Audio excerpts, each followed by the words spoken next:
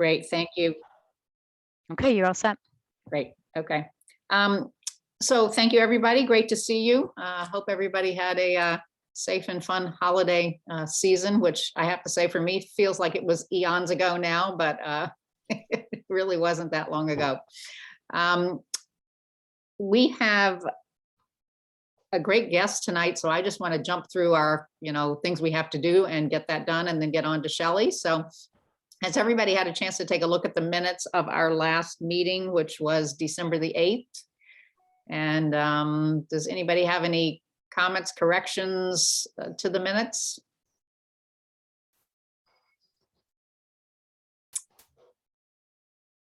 If not, do I have a motion for approval?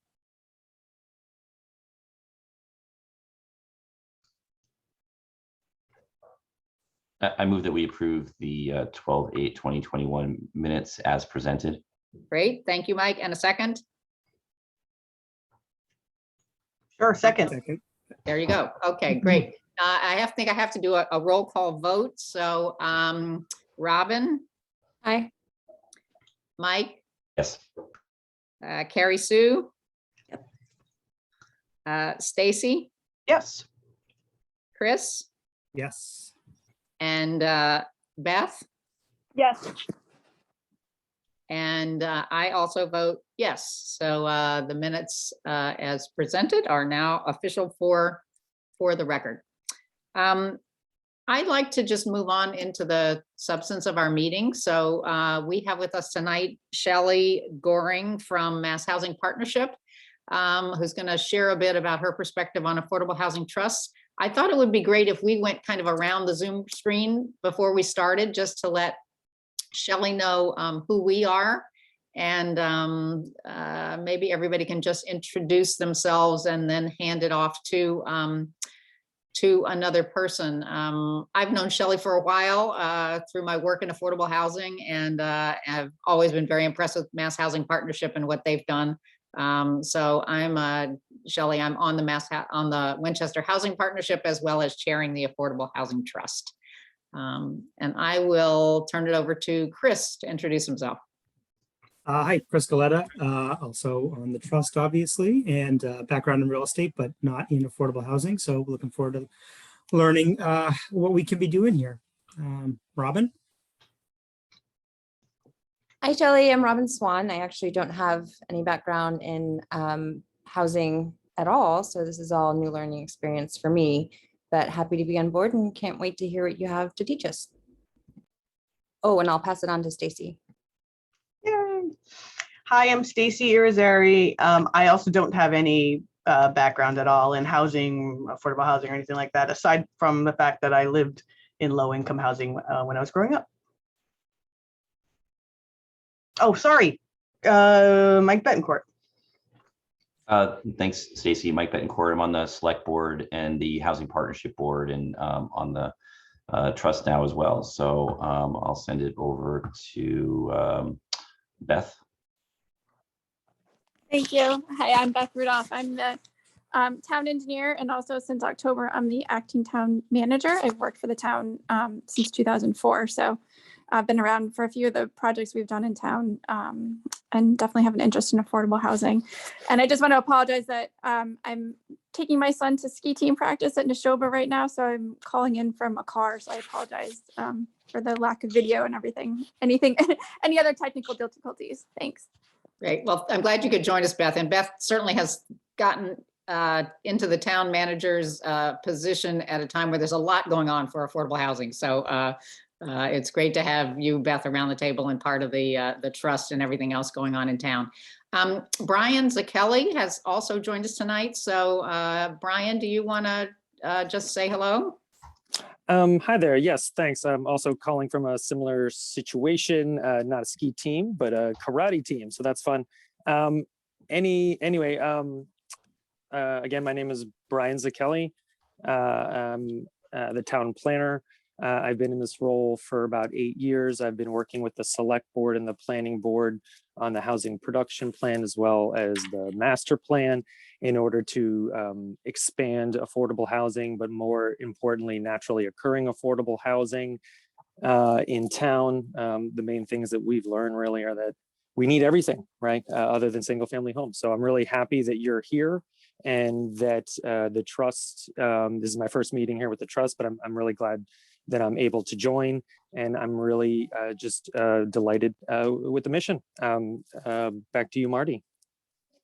Okay, thank you, Brian. So Shelley, we may have one other trust member joining us, Mike Keenan, and hopefully he will get here before too long, but I think I will just turn it over to you. I think you've got slides to share unless you want me to share it. I don't know if Patty's given you the magic to be able to share your screen. Yep, It and I was does. able to when we were prepping for this. So let me see if I can pull them up.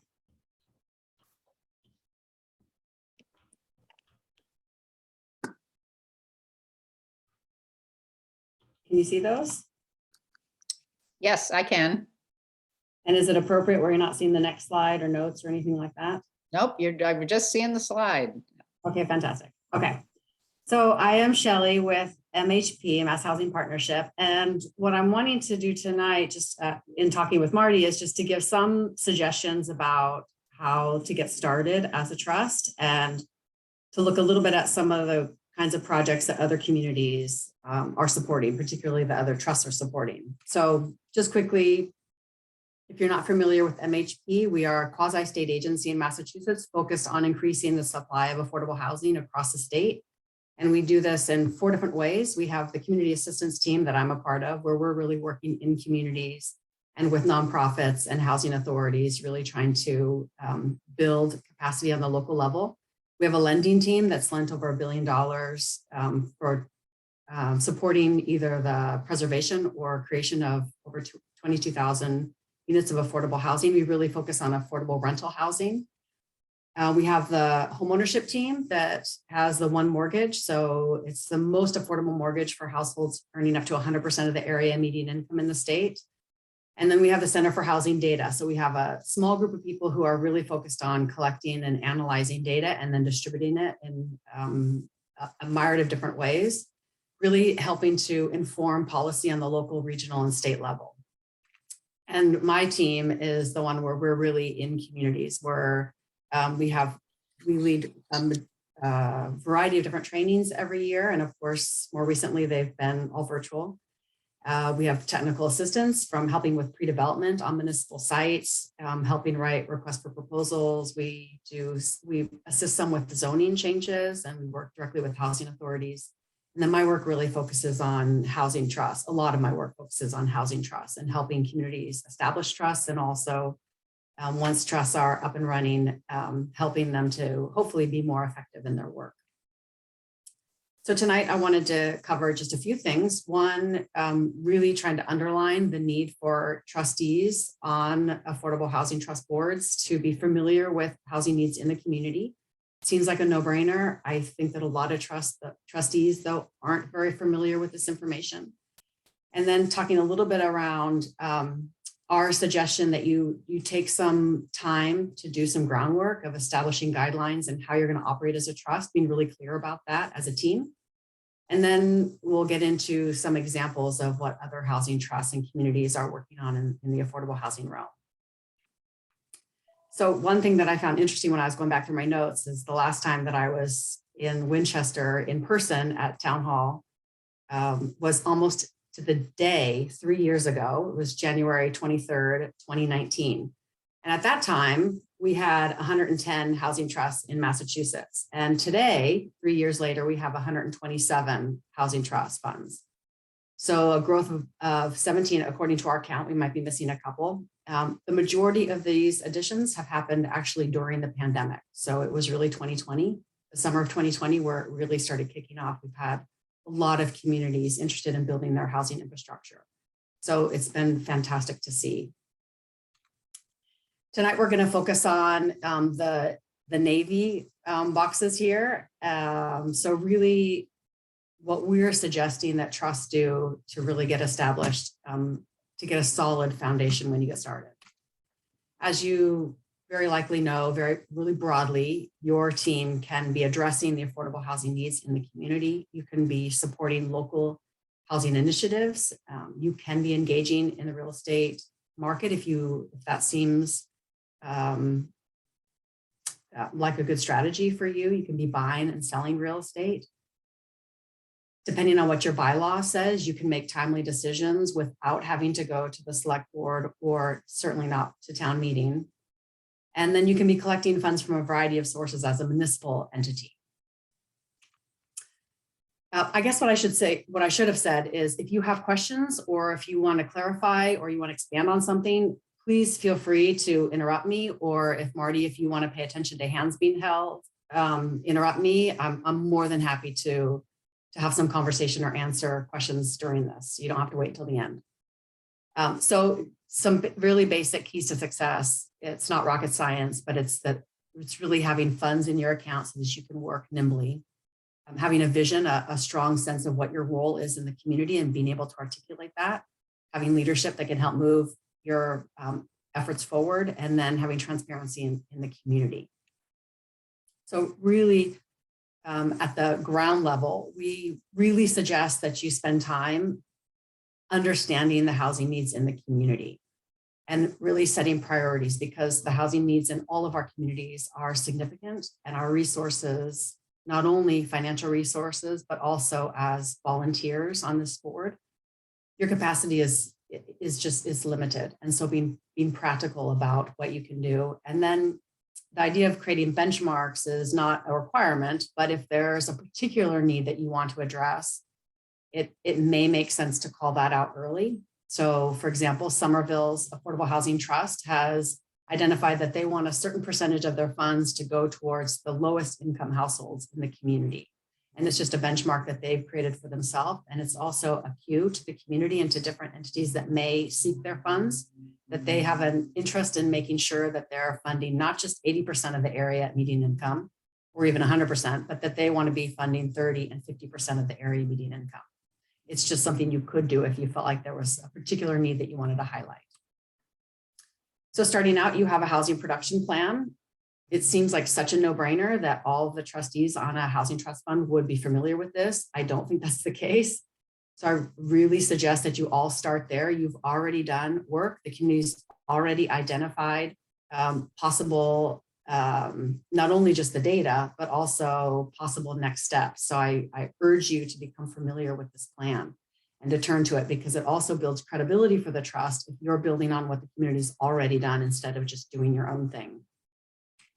There are other resources that you can be using to get familiar with what's going on in Winchester, and graphs that might be helpful for you to visualize some of what's happening. This is Datatown, a resource that our Center for Housing Data put together.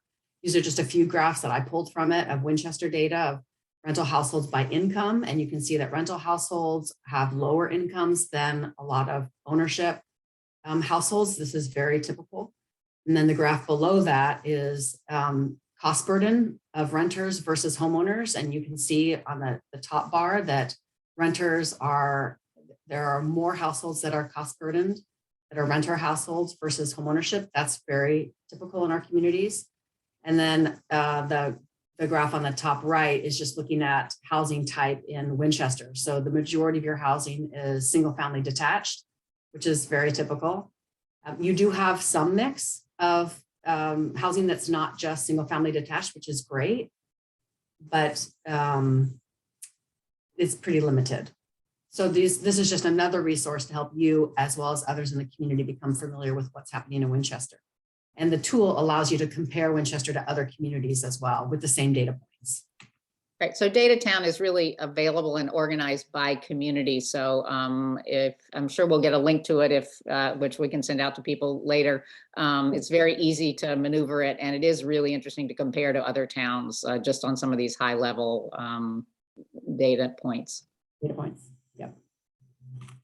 So once you're comfortable with understanding kind of the data of what's happening, the housing needs in Winchester, then we would suggest that the trust spend time to create a 1 or 2 sentence mission statement. So just helping to not only focus yourselves, but also to explain to the community in a succinct manner of what you see your role as being in the community. So these are just 2 that I pulled off websites in Grafton. One thing that I appreciate about Grafton's is in theirs, they do identify that they will, that their role will include education and advocacy in the community. So they're just naming that. In Amherst, I appreciate that they are reiterating that they're a town board and that they're working alongside the town. In some communities, that could be really beneficial. But I would suggest that you take some time to write this if you haven't already. And then we're suggesting that trusts take time, and this could take months. It could take a few months, several months, depending on just kind of your capacity and how much work you've done so far, but to create some sort of plan to help facilitate action. What we've seen in the past is that communities will create a trust and then they'll appoint trustees, and the trustees would just want to try to jump in, and they typically end up just spinning their wheels because the needs are so great. Affordable housing is complex. And if you just jump in and you don't kind of do the groundwork of really understanding and defining what you're going to be doing, what we've seen is that trusts really struggle. So we're really suggesting that you start by doing some groundwork. And in some communities, that is a strategic plan. So on the right, Amherst actually hired a consultant. Grafton has done this as well. And then they did a 5-year strategic plan. That's a lot of planning, and it's far out for a lot of communities. Others have done more smaller, less complex in-house processes. So Beverly's is on the left. They created some guidelines. And I think I did send the link to Marty, but I can do this in a follow-up email as well. But I think that Beverly was really thoughtful of going through they completed their housing plan. They got familiar with the data, what the data was showing about housing needs in Beverly. And then they identified the eligible activities, the things that they were going to focus funding based on what their housing plan revealed to them. And then they created, because they did have some cash in their account, then they created a NOFA, a Notice of Funds Available, that they released. But they took several months to complete their housing plan, to understand what it was saying, create guidelines, and then released a NOFA. So they spent a good amount of time really talking as a team and getting on the same page about what they're seeing as needs and how they're going to operate. Part of what they also did when they were creating their guidelines is they invited a couple nonprofit developers to a trust meeting. And the developers, so one was Habitat for Humanity. So it was an entity that showed, Habitat usually does one house at a time, or a very small scale development.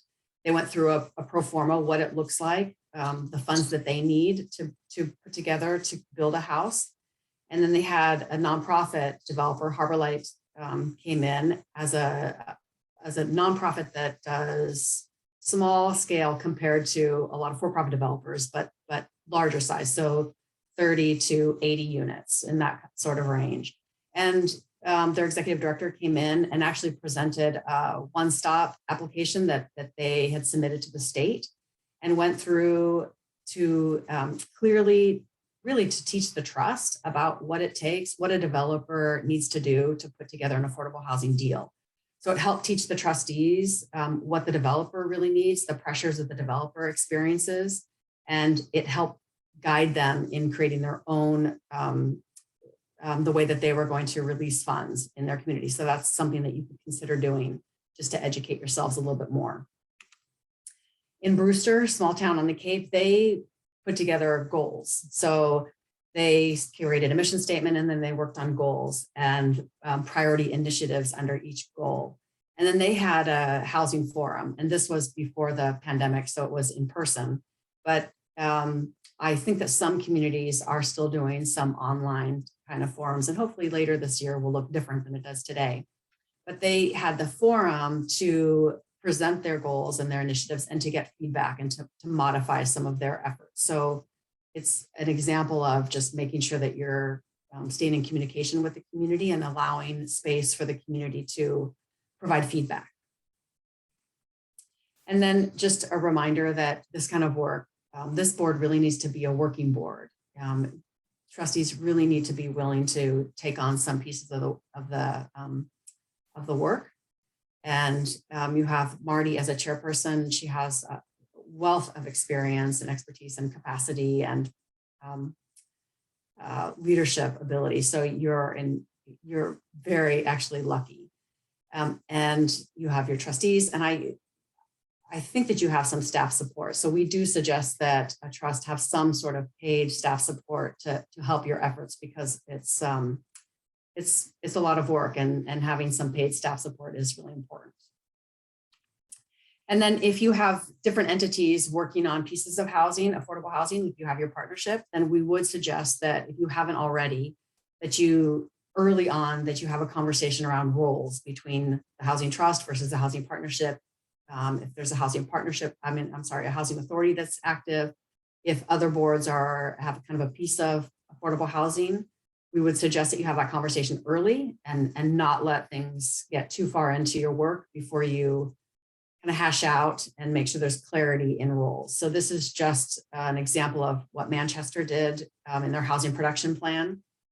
And they created some housing strategies, and they determined some that were shorter term, some that were longer term. And then on the right-hand side, the lead board. So they have their board of selectmen, their community preservation committee, their trust and planning board. And this could include also a housing partnership. It could include a housing authority, or if there's a nonprofit doing housing work.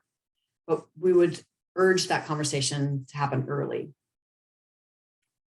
And then we suggest with every housing trust that, particularly because we're talking about affordable housing that can be controversial, unfortunately, in our communities, that you make sure that you create a pattern of transparency in the community, that you report back to whatever boards are seen as critical in your community, that when you are funding a housing initiative, that you promote that you let people know about it, and that you use your webpage to put important information, who the trustees are, a link to the bylaw that was passed to establish the trust.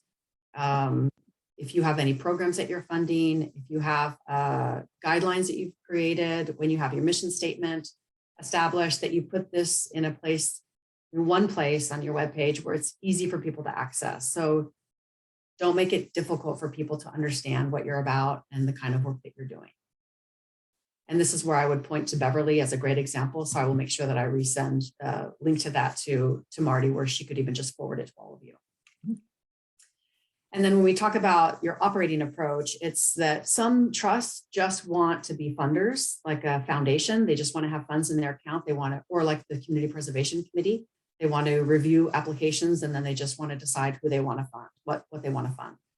Other communities are being more they're initiating projects. So in some communities, we're seeing, across the board, we're seeing more trusts engaged in helping to dispose of municipal land or buildings for affordable housing development.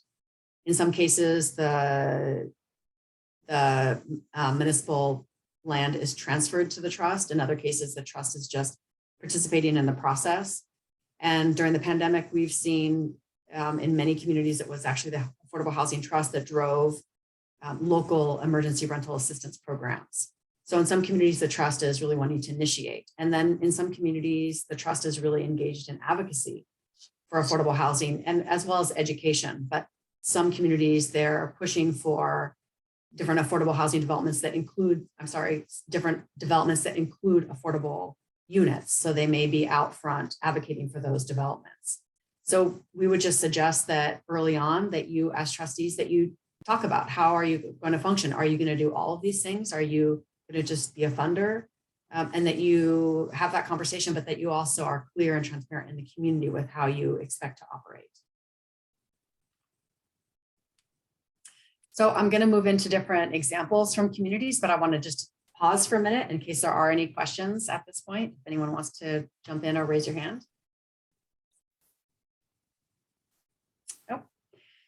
Okay, so I know that Winchester does not yet have Community Preservation Act, but I use the verbs because of acquire, create, preserve, and support. These are the verbs that are in the CPA legislation or statute, because the trust statute and the CPA statute are now closely linked. So all of the allowable activities under community housing with CPA are allowable for a housing trust. So those are identified as acquire, create, preserve, and support under CPA.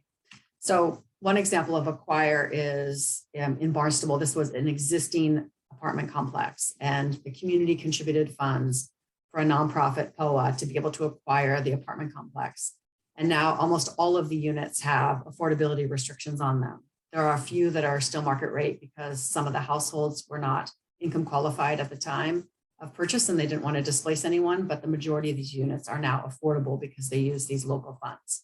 So it's one example of something that your trust could engage in, is to help make existing housing, multifamily housing, affordable housing by partnering with a developer. We have quite a few housing trusts that have these small scale homeownership programs. There's oftentimes called buy down programs because it's helping an income qualified household purchase an existing unit of housing in the community. And they're structured, there's a variety of different ways to structure them. This is just Sudbury's model where you may know Sudbury has a big issue, like a lot of our communities, with tear downs, that the more modest homes are being torn down for the development of a much larger home. So not only is it, not only are the more naturally affordable homes being torn down, but then also it's disrupting some of the older neighborhoods in the community where it's where there are more modest homes, and then suddenly there's kind of a McMansion kind of house. So this program is helping to slowly allow an income qualified household to purchase some of these modest homes in town, but they're expensive per unit of housing. So in Sudbury, their model is that they have a consultant that helps to identify one of these modest kind of houses, like a cape or a ranch, that's coming on the market. They negotiate a sale price with the owner, and then they run a lottery to see who is qualified and interested in purchasing the home. And then at the time of sale, the trust then puts in the difference between the price that makes it affordable to a household earning 80% of the area median income and the negotiated sale price. So the last that I heard, it was over $225,000 per house. I'm sure that it's creeping up and up, of course, every year.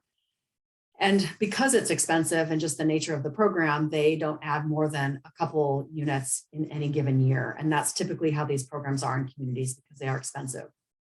But we have several trusts that are running these kind of programs. And there are some benefits. It is preserving existing housing as affordable housing. They most work with the state to add a deed restriction, and they're added to the subsidized housing inventory. And it does provide some opportunities for home ownership in the community. We have a lot of different examples of trusts engaged in helping to create affordable housing in the community.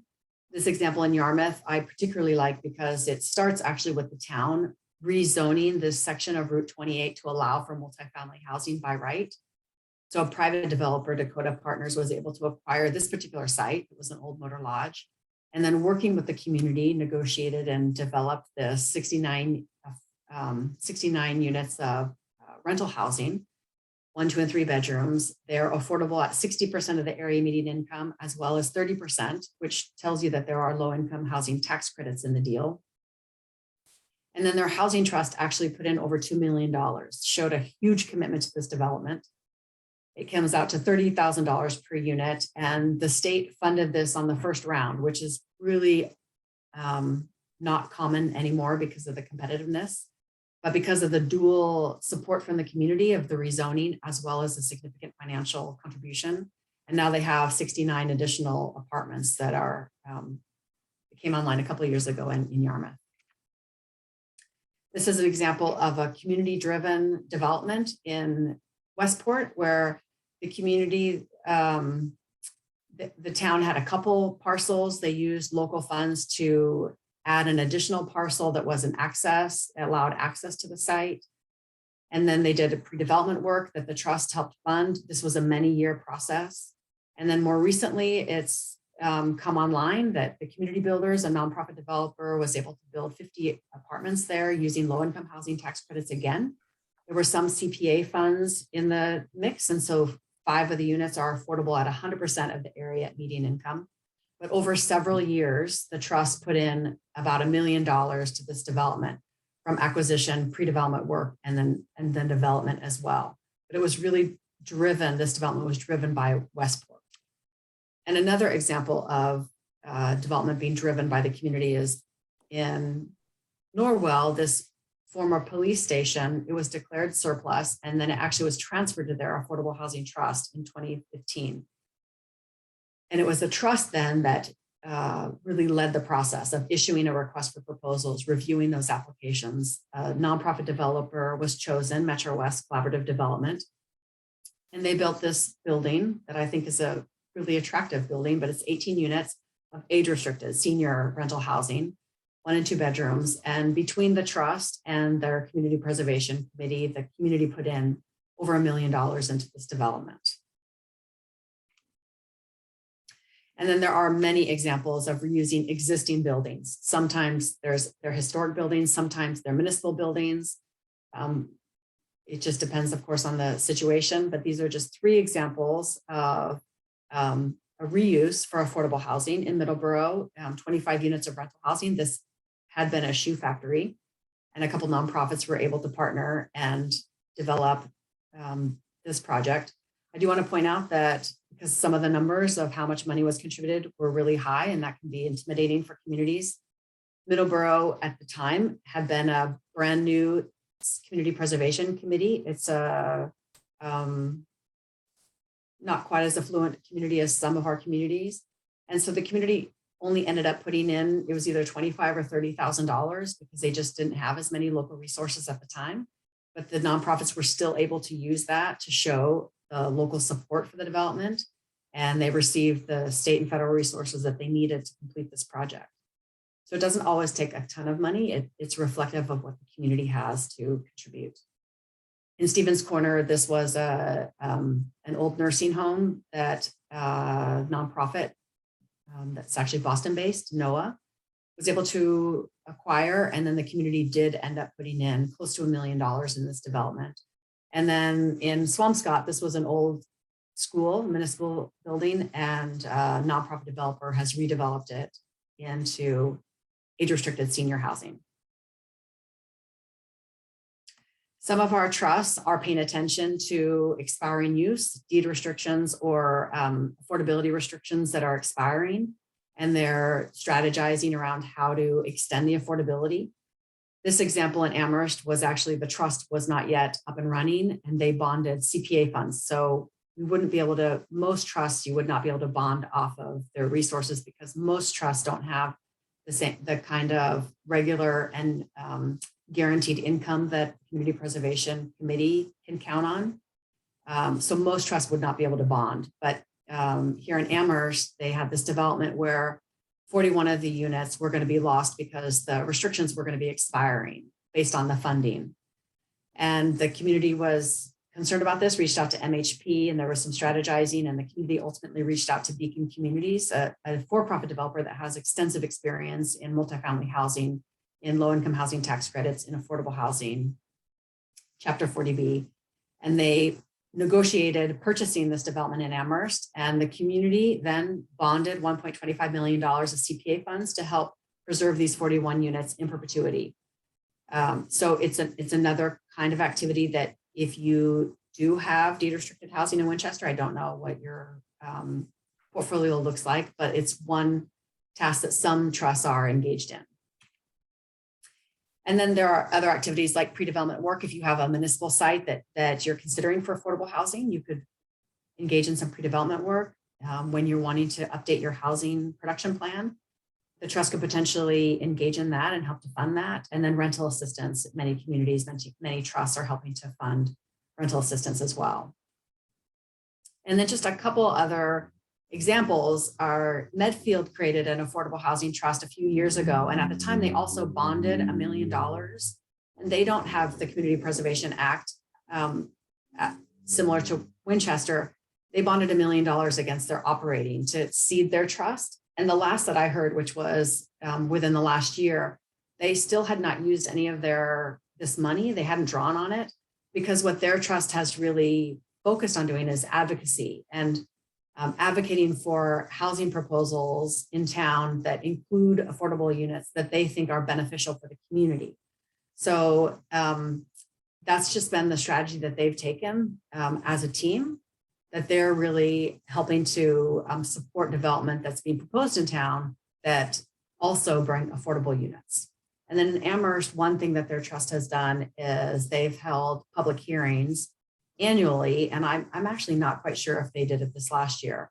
But what they would do is the trust would have either a project that they're working on or something that they wanted to kind of test in the community, and they would use this hearing to present that and then invite people to listen, to learn, and to respond and give feedback. So it's just examples of other ways that trusts are operating and communicating with the community. And what I always try to wrap up with when talking to trusts, particularly newer trusts, is that to really urge you to consider your local infrastructure and the needs that you have, but also the resources that exist locally. And again, just this reminder that our housing needs are significant in all of our communities. You're a volunteer board. So not only develop goals that reflect identified needs, but also be really real about your capacity. It's much better to do 2 or 3 things well than to spread yourself really thin and really struggle to do anything really well. So, we know that you're a volunteer board. Just try to be strategic about how you use your resources. We have many other online resources that you may be familiar with, and I can send links to all of these that Marty can just forward to you. And then we want to be a resource for you as well. So please reach out. There's my information. Marty does have a PDF of this that she can send to you, and I'm going to stop sharing and see if there are questions or comments that anyone wants to make, or Marty, if you want to facilitate that. Thank you, Shelley. So, this is it. I have to say it feels a little overwhelming because we feel like we are just getting started, and we don't have designated staff support. I mean, we do have, obviously, Beth and Brian are ready to pitch in, but I think it's fair to say that no town employee has carved out in their, budgeted time money for helping us. So I kind of feel like we're sort of on our own to figure out how we chart a path and how we figure out, what our role could be. And I guess for me, it's a little overwhelming because there's so many different ways we could go. So I guess having your, so all of you, the next thing on the agenda is that we have asked MHP for technical assistance. I'm not sure if we'll win that or not. If we do, we may have some help doing this. But if we don't, I think part of the question is just how in the world we start to figure this out. And so that's kind of my initial thought. I don't know, anybody else kind of initial thoughts or anything interesting that you heard? I was just wondering, it sounds like some of these affordable housing trusts have a lot of money, right? Am I the only person who's thinking that?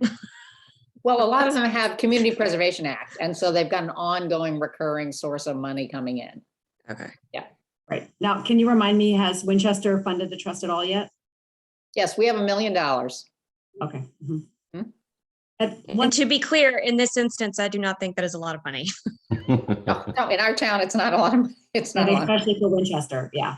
So, Yeah, and there are 2 potential developments, real developments, the Waterfield site downtown, and also the site at Washington Swanton Street that could be. Waterfield developers all said they wanted to come to the trust for funding, and I would assume the same would happen. So there are some potential big asks for us. That one thing we have to do is figure out how we respond to asks like that. But so there are already some possible big uses of our money. So just want to do a couple of responses before, I'm sorry, other comments, but so Marty, with the overwhelming, it is overwhelming. And so it's really why I try to encourage communities to take time to really do the groundwork of really thinking it through and doing some planning. And just as an example, Beverly, they created their trust. They established it so they are a city. So through the city council in like January, February, trustees. And it wasn't until the end of the year, in I think November or December, that they released their NOFA, their Notice of Funds Available, and they have more staff capacity to support them.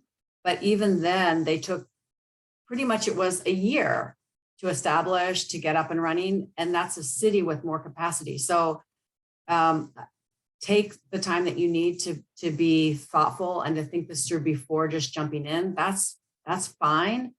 And I probably should break out some of the funding in response to Carrie's comment that, like the example of 50 units in Westport, over like 8 years, the trust put in $1 million, but what they gave to the developer was like 300,000 or 400,000. And then they took that to the state to get additional resources. So it wasn't $1 million at the end, it was because they were involved from the very beginning. So you don't, because if it's a development that's going to go after low-income housing tax credits and other resources, Winchester doesn't necessarily have to put in $1 million. I mean, every developer is going to want $1 million, but they don't necessarily need that much in order to use your local resources to leverage additional funds. So $1 million still can be really beneficial and really help get you started.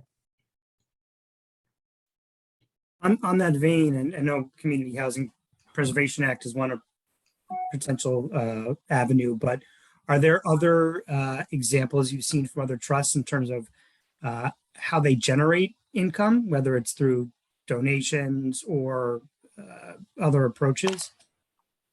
So I'm just realizing that I didn't have the slide in there of showing different funding sources, did I? It just wasn't even in there. I always have it in there. I don't know why it wasn't there. I'm so sorry. So I will actually add that in and resend it to Marty, but there are a lot of different, I really have no idea where, I was having computer issues, so something happened today, but there are a lot of different ways. So usually I like to spend some time on that because what's really encouraging is that we're seeing communities be more creative around how they're funding their trusts. So CPA certainly is the most common, but we have communities, for example, that have transferred free cash. So Brookline and Truro have transferred free cash from the municipal funds to their trust on a pretty regular basis. We have Medfield is the first community that we know of that has bonded funds for their trust. Orleans actually had a tax override of $275,000 that goes to their trust, and they see that as a permanent override.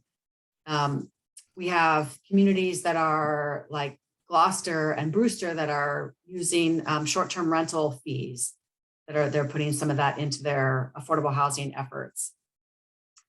We have communities that one on the Cape, it's a small amount of funds, but they have oh my gosh, what's it called? A tower where they get some funds from that, and they put those funds towards their trust. There are communities that are using municipal property that has been received through tax taking, where they're selling it, and then the funds from that are going to the trust. Or in one case, in Chelsea, they're actually transferring those tax title properties to the trust, and then the trust is developing them, disposing of them for affordable housing development. So there actually are a lot of different ways that communities are trying to bring funds into their trust. And I'm so sorry that that slide wasn't there, but I will add it and resend my slides to Marty. Shelley, one of the questions I had kind of following on Chris's comment and question, is that, as a member of the select board, it's helpful when we're negotiating some of these affordable housing projects to kind of include, if we were able to have a policy to include money directly coming into the trust, as a recurring payment every year, right? So maybe we put up a little bit of money up front and say, but we're going to have 50,000, coming off the top every year from the project to fund, because really what we did, we had one of the projects, a winning farm, it wasn't an affordable housing project, but it was another land deal where we got a linkage payment of $1 million, which essentially is what funded our trust here. So I don't know if other communities are doing that or if there are policies out there, because it would be helpful for developers to know that we're a community. When you come here, one of the negotiating pieces is we're looking for recurring revenue, because I think the CPA is going to be a little bit of a heavy lift for us in the near future. Frankly, I don't know. So another source of funding that I just forgot was, and your comments reminded me of it, is that in some communities have inclusionary zoning bylaws, and they have an in lieu of payment. Some communities allow an in lieu of payment. And in some communities, it's written into that bylaw that any income from in lieu of payments go to the Affordable Housing Trust directly. And Swampscott is an example of this, and their inclusionary zoning bylaw actually allows the trust to determine what that, how to calculate what that cost is. So for some communities, that has been a source. In fact, in Beverly, their funding has essentially been, their initial funding for their trust has been this kind of in lieu of payment. So for some communities, that is a potential, maybe not annually necessarily, it would be perhaps more sporadic, but that is a funding source. There have been communities that have negotiated some developer contributions that they've then directed to their trust. You know, we just caution against how you do that. You know, you probably want to have your town council involved in how you might set that up. Just all cash in a briefcase is what we usually do. Is that okay? Yeah, so, you know, I just didn't want to say that on the recording. But, you know, you just want to be careful because you don't want to cross a line on that. But I proposed going down to the Encore with the money and they all said no in the last meeting. So strike that from the minutes. It's there forever. Do you see transfer fees on single family home sales over certain thresholds flow into affordable housing trusts ever? Well, so you know that there's legislation and a lot of communities are trying to get that ability to do that. And so I think that we don't yet know what that outcome is going to be. Yeah. Hopefully this year we will, but there are a lot of communities, including Boston and Nantucket and Concord, like a lot of communities. And then there are individual bills for individual communities. And then there's the one that would be blanket for the whole state. So that is a possibility coming up. Yeah. Okay, thank you. So I just want to donations as well. Yeah. People could donate if a building could be donated to the trust, cash could be donated to the trust. Like those are options as well. Sorry. Yeah, that'd be interesting. I'm interested in just jumping topics for a minute. I know we don't have a lot of time left. This issue of sort of defining our role in relation to the other housing players in town, and really in Winchester, there are really three big housing players, which would be the housing partnership that has existed for a long time, the housing authority, and now the housing trust. You know, the Network for Social Justice is working on some advocacy, but that's a little more in sort of build mode. How do you have those conversations, right? I mean, do we sit down with convene the boards, or do we just kind of ask the other boards to summarize what they see their niches, or like, how do we do that, at a high level, right? Especially in this COVID time when we can't all, like, you know, meet at town hall on a Saturday morning and go in little groups and figure it out. You know, it's no. Right. So we've been working with Wellfleet actually, because they just started a housing trust, and they already had a housing authority and a housing partnership. So they were kind of in that space where they also had a lot of members of each sat on all the different boards. So it was a little bit incestuous, but so they were trying to figure that out because it was just constantly being mixing them all up, like that they're all just one pot. So we have actually helped facilitate them having the conversation about what is each entity doing, and then helping them work on their mission statements and goals. So for them, it having an outside person help them was beneficial for them. I think it kind of depends on the community. If you some communities, they already have kind of those conversations, some just don't. So it could be that you do just have well, you know, I don't know if your housing partnership already has kind of a vision statement or a directive from the town where you could start with that. The housing authority, some housing authorities just manage, as you know, the units that they have or the vouchers that they have. Some are kind of have capacity to expand or wanting to do more or develop more. So it kind of, I think some of it depends on just what your, where your housing authority falls in that leadership for your housing authority. So in Wellfleet, how they've separated it, and a lot of communities do this, the housing partnership remains more of advocacy and education. In some communities, the partnership may have the authority or the directive to review proposals that have affordable housing in them. So to comment on that or participate in that. So they may keep that. The Housing Trust in Wellfleet is going to focus on development and funding development. And then their housing authority is going to actually doesn't have units. It's one of the few housing authorities in the state that doesn't have units. They're going to manage housing programs. So rental assistance and down payment assistance and buy down programs. So they're going to do programs. So that's how they're defining it. In some communities, they just find that they have a hard time keeping enough members on a housing trust and a partnership. So a community like Weston, where they're really small, the trust ended up absorbing their partnership. And then they have some subcommittees that help manage the work of both entities. And I think that their committees invite other people. I think they kind of have the main trustees, and then I think the subcommittees allow other people to be on the boards on the committees as well. But that's how they've done it, because they just had a hard time having enough people on both, and then kind of with the stepping on toes and stuff. So there are different ways to do it, and it depends a lot just kind of on the politics in the community. And I think the conversations that have already happened, does that help at all, or is that just making it more fuzzy? No, I think that's helpful. And I think, the leadership in the housing partnership and the housing authority are kind of the key ones to maybe join us around the table and at least have a high level conversation as we're initially kind of poking at what our niche would be. And it would be interesting to have their perspective on kind of what's missing and what the trust could do that's additive that their entities aren't doing. So, yeah. So that could be an interesting conversation. Yes.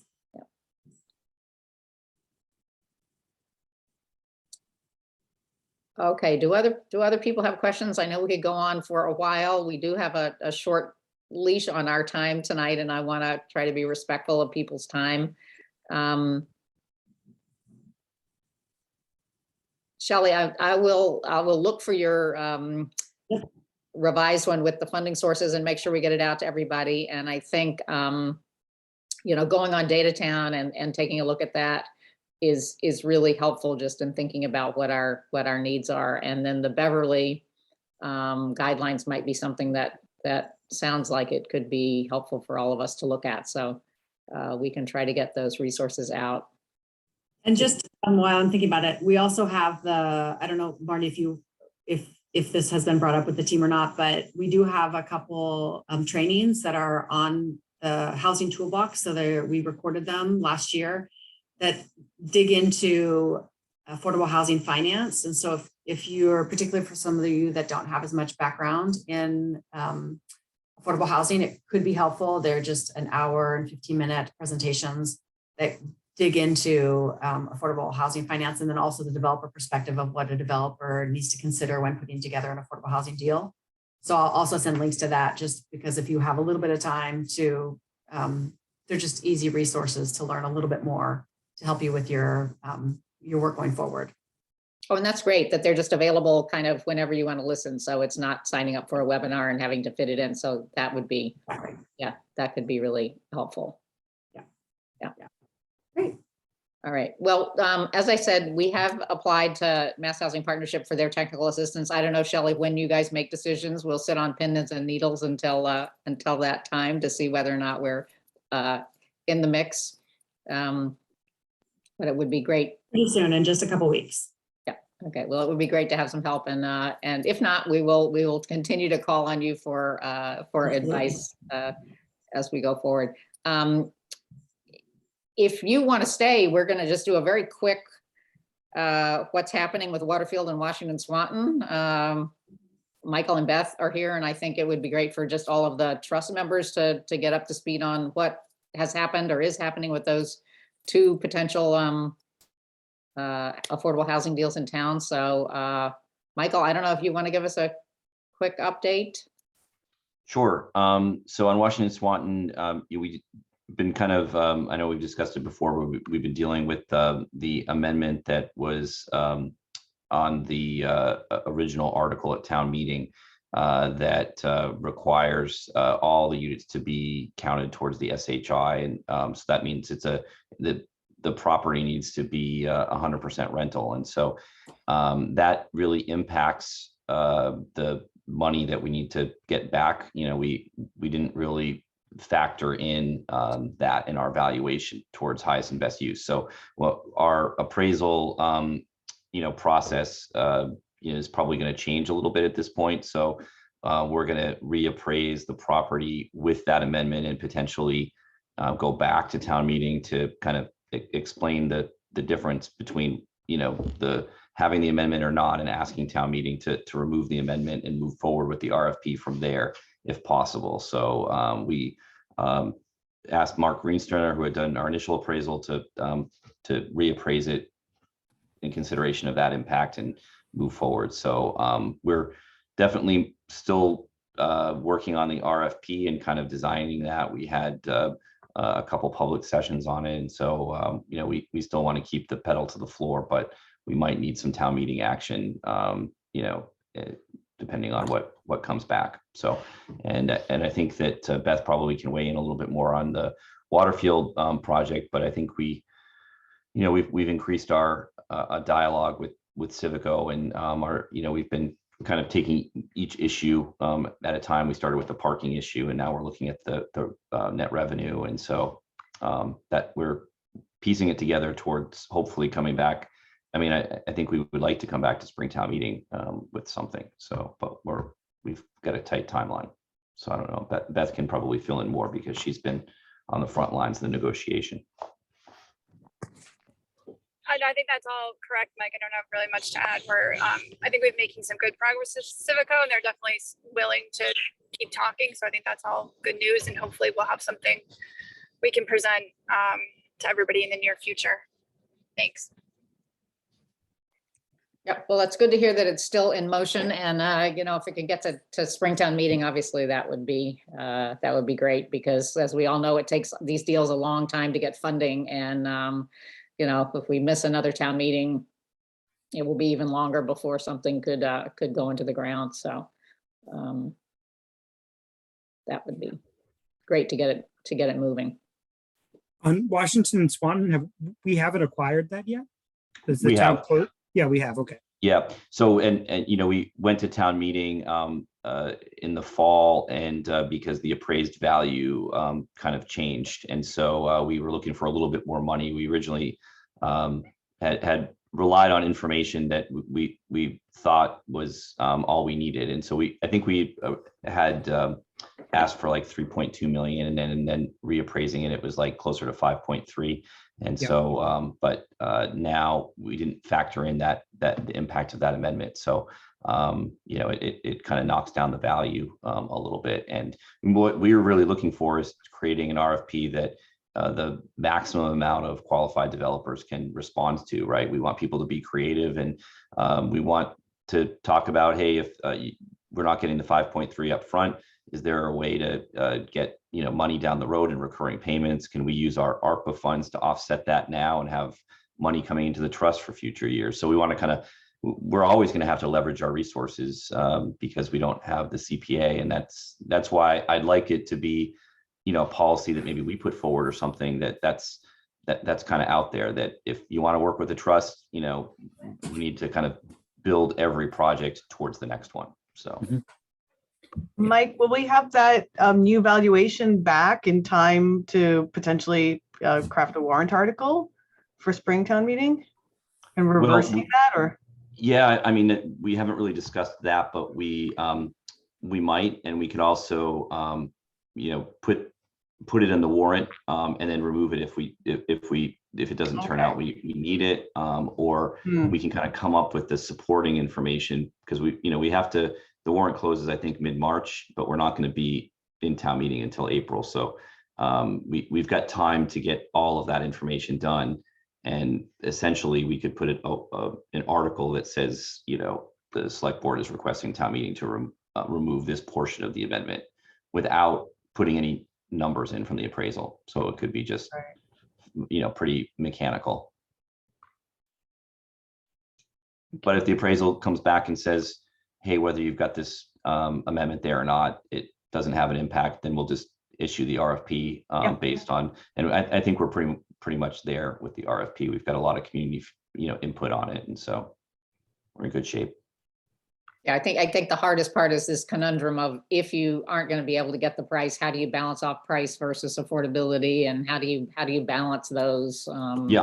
Yeah, that's I think the difficult thing to figure out, what the priorities are. Is there a draft of the RFP available? Or any information just for us to familiarize ourselves with? Yeah. Yeah, You it's know- available on the town's website. I can send Marty the link and she can send it out to everybody if you'd like to take a look at it. The two key pieces that we're still working on are obviously the price piece and then the affordability, to determine if we want, so that to have all the units listed on the SHI, we have to have 100% rental and then at least 25% of the units at 25% AMI, or there's also allowance to have units at 30% AMI, 20% of the units at 30% AMI. So we're trying to figure out, we do need to do a little bit more work in figuring out how we're gonna get the affordability piece and how we're gonna incentivize that in the RFP, but it all plays into kind of the valuation. So we have a little bit more work to do before we can kind of finalize that. One of the issues, that we've been kind of dealing with this is that the restriction may help us get more credit towards our SHI, but it may, actually get us fewer affordable units that, families can go into, right? So that's the hard part. Like town meeting and a lot of people are looking into just stop 40B projects, but our goal is a little bit different than that. It's to really increase affordability throughout town. So if we remove the amendment, it could be that there's some kind of market rate combination of units that allows a developer to, I think, I don't know, we'll see, to build more affordable units and have a combination. So Or make some like more deeply affordable. Correct. Yeah, I think that's, Right. right. Instead of Right. just a traditional 40B formula where it's 80%, Right. you may be able to get deeper affordability. Yeah. which is what really I think we've seen when you look at some of the market rate rental units now, they're not really that far off. The cost isn't that far off when you're looking at 80%. And so that's what's a little bit what we've seen is kind of frustrating about it. So Just speaking on a personal level, I mean, I feel like that's a priority for me, is to see, more deeply affordable units. And so I would advocate that, when that comes around, that we do, potentially support it as a trust. Well, incentivize and it, actually, we can incentivize that too. Yeah. Right. Yeah. And make actually any getting changes over around the, that. sorry, Stacy. No, go ahead, Chris. Yeah, that's it. No, I was just going to say we're so far away from the 10% threshold, right? That obviously we want to get over that to protect against 40Bs, but I think figuring out the balance between staying in the safe harbor but actually delivering deeply affordable and real affordable housing, I think is something we need to think about how best to prioritize and communicate. For sure. Yep. And especially with the 240Bs now under construction, we're going to have units in town at the 80% level. And, what we're missing are some of the others. And, with rents going up, even some of the rents at 80% levels, Section 8 certificates can't even always use. So, it used to be that was always an easy win, but I don't think the numbers are always working out that way now. So it's getting even harder. So Beth, I'm still on. So I've actually sent everybody the link to the website for the RFP and for, what was the other one you were talking? Oh, the housing partnership plan. Oh, thank you, Patty. Thank you. Thank you. Patty, does that website also have the comments from the Housing Partnership Board and the Planning Board that were submitted to the Select Board? I have those I can forward to people, but Well, they do. I had just I should have done what my first instinct was to send you directly to the page. Yeah. And let's see.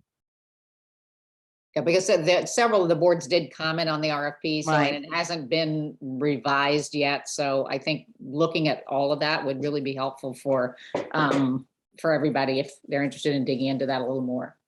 And that is actually not on there. I do have all that stuff, but if you have it handy right away, you can send it Yeah. to them. I think I have some of them. I'll look and see what I've got and talk to you, Patty, if I'm missing some. Okay, because I can actually, I put it all into one document for the select board to look at. Oh, so if you for got it in everyone. one place, that would be great. That would Okay. give everybody the perspective of different boards in town that weighed in on the RFP. Okay. Yeah. So we have a lot to think about and to talk about. I think, at the highest level, I think everybody's read the housing production plan and has some sense of our housing needs. I think really getting into this discussion of what our mission is. And I know we've probably all been in organizations where discussions about mission statements have gone on and on and on. But I think it's probably a good exercise for us to do.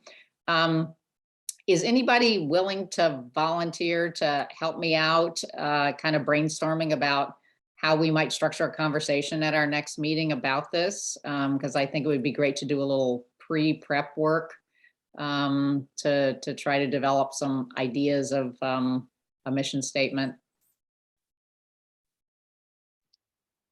I'm happy to help. I'm glad to help. If folks want to join as well. All right, so who did I hear? Chris and Beth?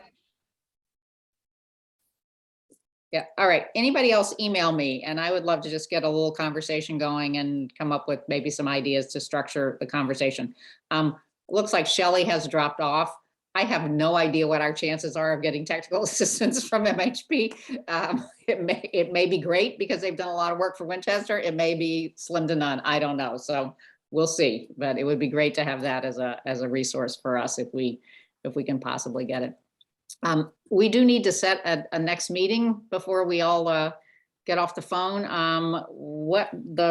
I guess what we've been doing is kind of every other month on, what are we on, the fourth Wednesday? Is that what it is? Mhm.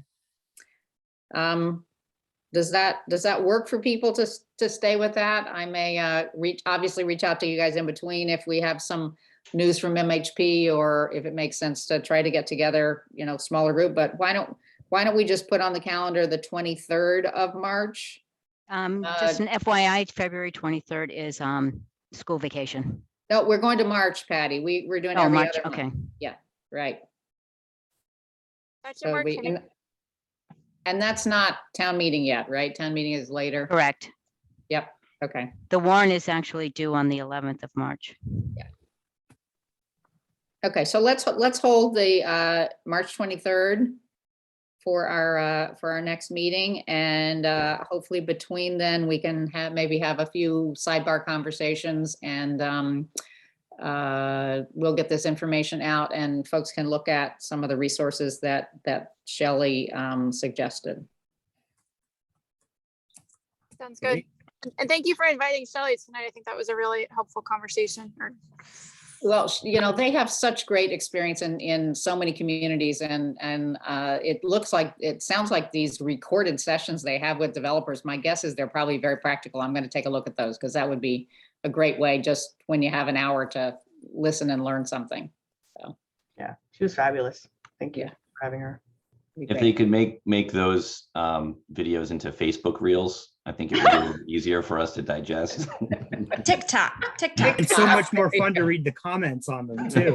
Right, yeah. right. Mike, Right. Facebook Yeah. Reels, really? Come on. I'm just spitballing That's here, where we Carrie, at. too. Yeah. That's right. We're going to Encore. We've got Reels going. Oh boy, I gotta TikTok, catch up. TikTok. I'm behind the times here.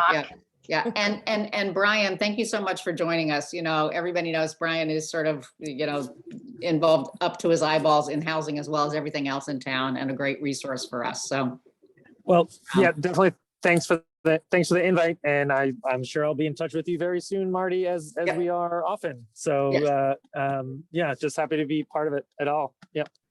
Great. All right, thank you. Okay, motion to adjourn. We should probably officially do that. Yes? So So moved. moved. Okay. Thank you, everybody. Thanks, everyone. Have a good night. Thank you. All right. Good night. Bye. Okay, take care. Bye.